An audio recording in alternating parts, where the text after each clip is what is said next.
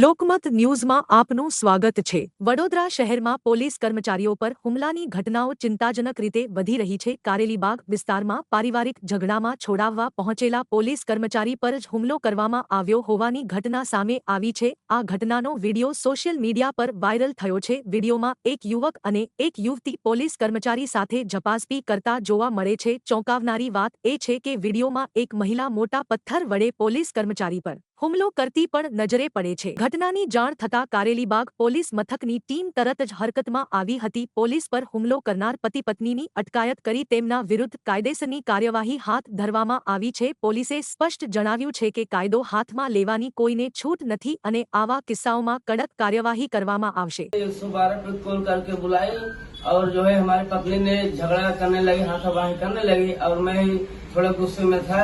अब आइंदा ऐसे गलती नहीं करूंगा और मैं बदतमीजी करने लगा पुलिस से। मेरी गलती है, अब ऐसे गलती नहीं करूंगा जी साहब।